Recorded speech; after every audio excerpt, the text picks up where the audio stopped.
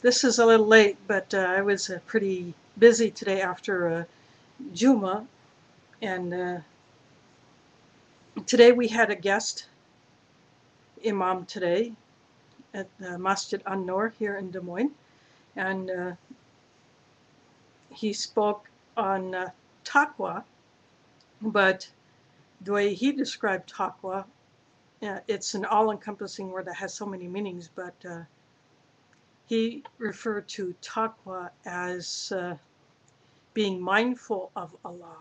And being mindful of Allah includes things like obedience to Allah and the teachings of Prophet Muhammad, peace be on him, and being dutiful to your brothers and sisters, whether it be other Muslims or non-Muslims, because we are all brothers and sisters in humanity, and we have to take care of each other's needs when something comes up and we have the ability to do something about it. And he talked about how being mindful of Allah is in giving charity, whether it be helping someone else, giving some money, or helping out the masjid or something like that. So if you're mindful of Allah, you are racking up the good deeds, you are avoiding the bad deeds, and you are being an example to others to follow. You if you do good deeds in front of others, of course your intention has to be to do it for Allah, not to show off. But if others see what you are doing, then they will obviously get the hint, or they should get the hint, that this is something good to do, and they might do it too. I read something online about how if uh, if you do something good that is required of us in Islam, and others either see you do it or hear of you do it, or you teach others how to do it, and then if they follow that, then you get the reward, not only for you demonstrating that good act, but you get the reward for someone else doing it because you did it. But not if you do it to show off, then you have a sin of showing off. But if you do it purely for the sake of Allah and to be of a benefit to others, then you get the reward for that. But being mindful of Allah, is more than just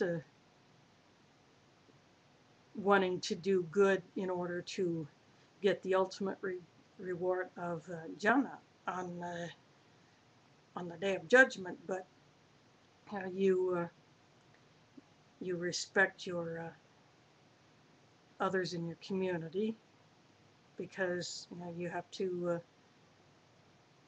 show respect for everyone else, regardless of where they come from, what their place is in life, what their personal situation is, and being mindful of Allah is not just obeying Allah, but not just obeying the teachings of the servant Muhammad, peace be on him, but in if someone gives you advice and it's done in a proper manner, then you take that advice and you act on it.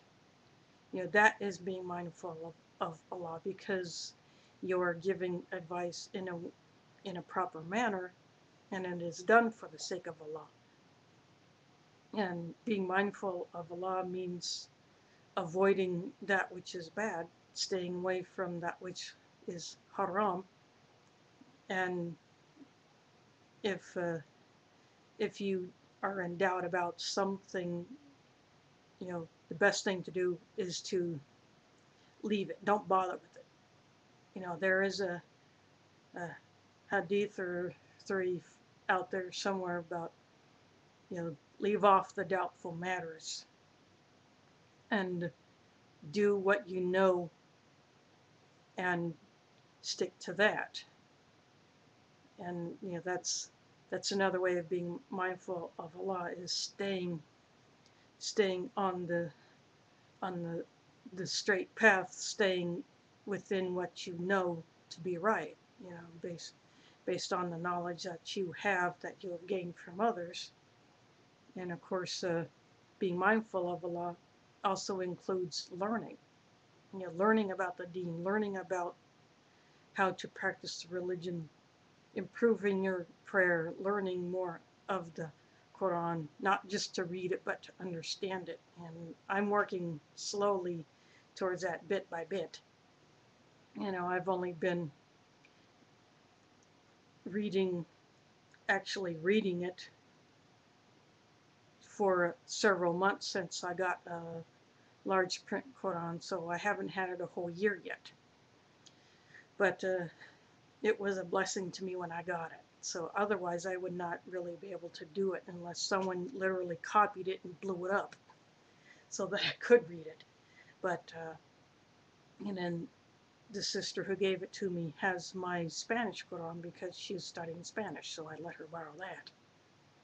And I'll let her keep that as long as she needs it, in her studies, because it's helping her. So I am being mindful of Allah by giving something to her to use that will help her in her studies, and yet she can also read the Arabic in order to practice that, and she can read the Spanish in order to practice that, to improve her grade in school, which is a good thing.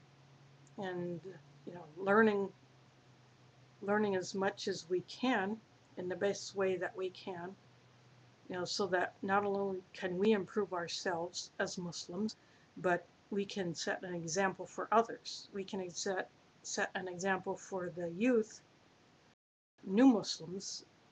We just had a sister a week ago today say Shahada. She came from Sudan, and she speaks Arabic. That's one of her languages, and she's learning English. So if there's anything that I can do to help her out, I can, but I can't do it in Arabic because I really suck at it. But I'll get there one of these years. But so that was basically it for the khutbah, and he just gave several different examples of different ayat in the Quran, and then he came back tonight earlier and gave a little lecture, but the only problem was it was all in Arabic, no English, and I was hoping to do a summary of that along with this one that you're listening to now, but I am not able to do that because it was all Arabic, and I never got anyone who was good in both Arabic and English to interpret. So there was no one there to interpret in English for those of us who were not Arabic speakers.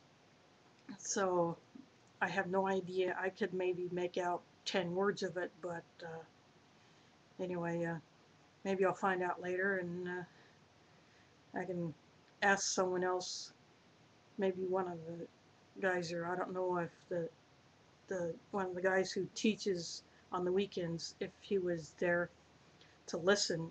That if he, I'll ask him tomorrow, and if he listened to it, I'll find out basically what it said, and then I just might pop off another short clip about that. But so this is a reminder to all of us that in everything that we do, we need to be mindful of Allah. We need to be, it's taqwa is not just fear of Allah. That is just one aspect of it. Fear of Allah, meaning you want to have the utmost respect for your Creator. You want to avoid His punishment. You want to gain his rewards that he wants to give us for doing what is good and staying away from what is bad and telling others to do what is good and to stay away from the bad. And if we do that, then we really get a better sense of what the word taqwa is.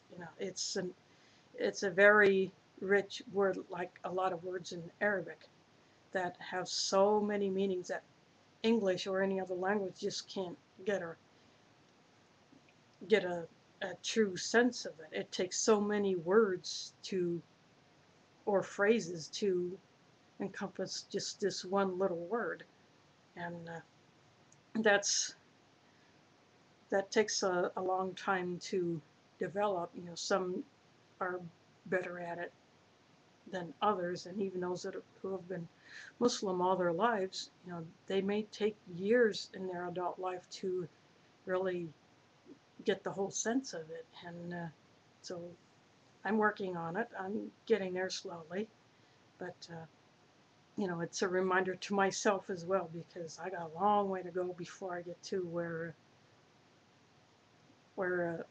a lot of my local brothers and sisters are at, and a lot of where I'm not near the same place as a lot of my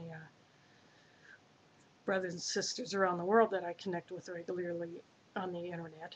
So that was basically it for today. So as usual, anything that I say is wrong, it's totally my bad. I can't blame Mila. Anything that's good comes from Allah, because Allah is the source of all good. So who knows what I'll come up with next time. So assalamu alaikum, do widzenia, and miał Mila.